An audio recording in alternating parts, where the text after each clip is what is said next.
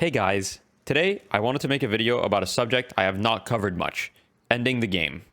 I've talked about how to get a lead in the mid game, how to win the laning stage, how to come back from bad lanes, but if you manage to do everything right and you have a lead, how do you actually win the game? How do you end it? In this video, we're going to cover just that. I hope you guys enjoy. One situation you can find yourself in the mid game is where you have a slight lead. For example, in this game, we have a 14k lead on our opponents at 23 minutes. This is pretty good, but it's not enough to just walk into their base and end the game. In this situation, you want to look to see if you can find an engage with some sort of advantage, usually playing around power spikes. For example here, Kelvin is able to buy Curse. Curse is an item that will allow us to kill some of their characters much easier. For example, Yamato is exceptionally weak if she gets cursed, as she's entirely dependent on her ultimate ability. In this situation, our Kelvin is going to look to see if he can make a play on the Yamato with the item Curse. He sees the Yamato and he's going to engage on her. Since he just bought Curse, the Yamato most likely hasn't had time to check his items.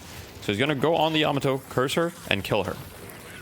This will then prompt an engage to start, in which we have a numbers advantage.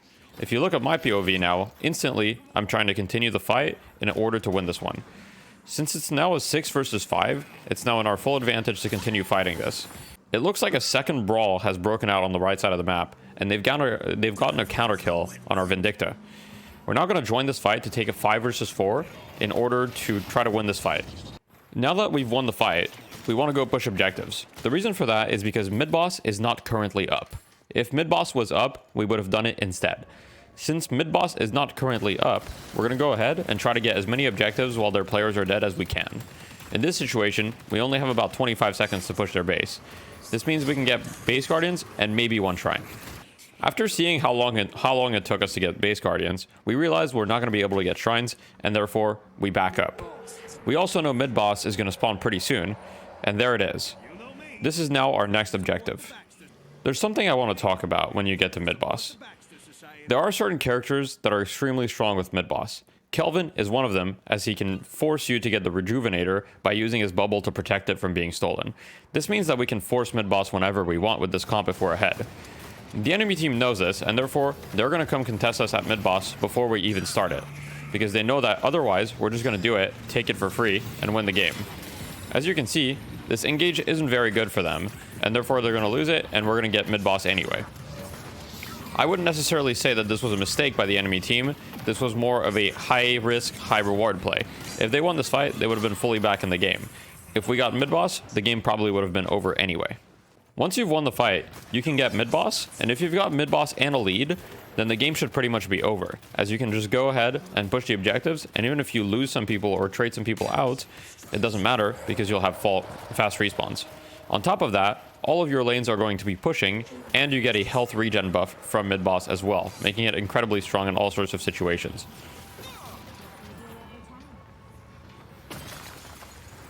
One thing I want to add is, when you kill mid-boss, make sure that your lanes are at least somewhat pushed. The creeps from mid-boss will push your lanes on their own, so you don't need to necessarily shove them out all the way, but you do want to make sure that your waves aren't all the way at your base, because you want to apply pressure to multiple lanes. This is a similar concept to in Dota, when usually you want to be pushing 2 lanes instead of just 1 in order to push high ground. In this game, if you're only pushing 1 lane, sometimes it can be a bit hard to go in.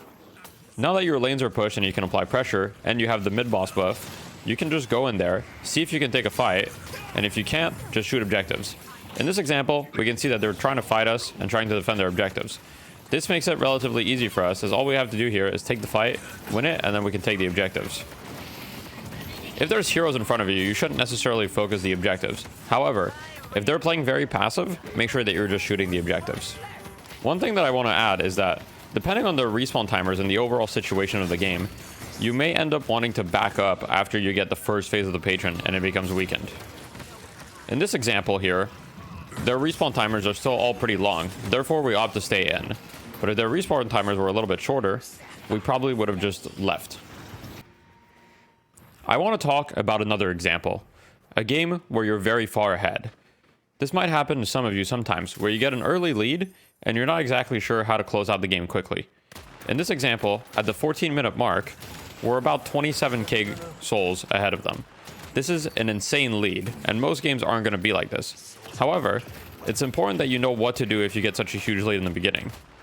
In this situation, you don't even need to take a fight to force mid-boss most of the time. You can just go directly to mid-boss. As you can see here, the lead has widened even further to 30k, and we're all around the mid-boss area. We're just going to go ahead and go into mid-boss, even though all of them are going to be up in 1 second. I want to emphasize the communication aspect behind this. I know that in your games, your teams are very often uncoordinated, and people aren't exactly going to do mid-boss. I think that it's important to communicate with your team if you want to do mid-boss. This can be just pinging it, talking in voice chat, whatever you want. They're not always going to cooperate, but you can't blame them for not doing it if you at least didn't ask it of them. If you're this far ahead, forcing mid-boss is usually the correct play, because then you can just go end the game. If you don't go mid-boss, you might give them enough time for their characters to come online and for them to come back into the game. The last thing I want to talk about is how to take late game fights. If you want to be able to end the game, you need to understand how to be able to take good fights in the late game.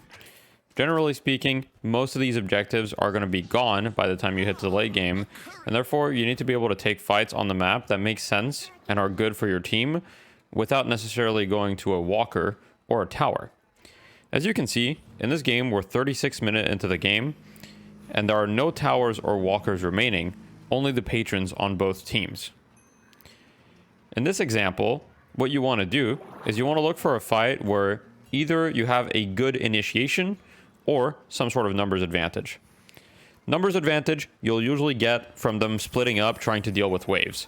So constant wave pressure is still important in the late game. The good initiation really depends on your team comp. It's extremely important for you to understand what constitutes a good initiation for your team comp. Do you guys need a specific ultimate to start the fight?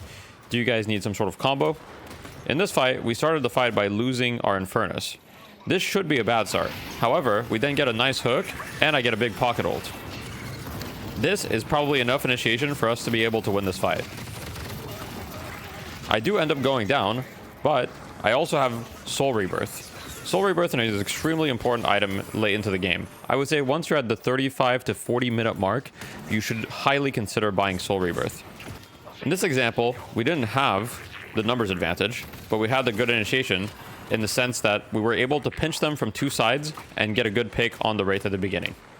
There are obviously a lot of nuances to fights in the late game.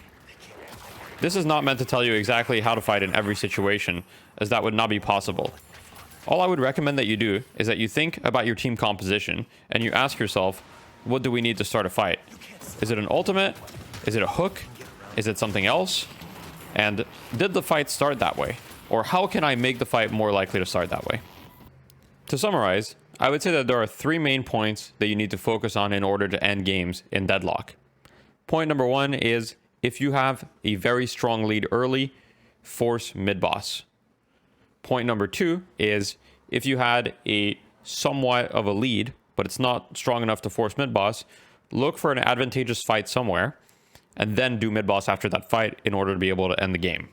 And point number 3 is, how can you look for advantageous fights in the late game?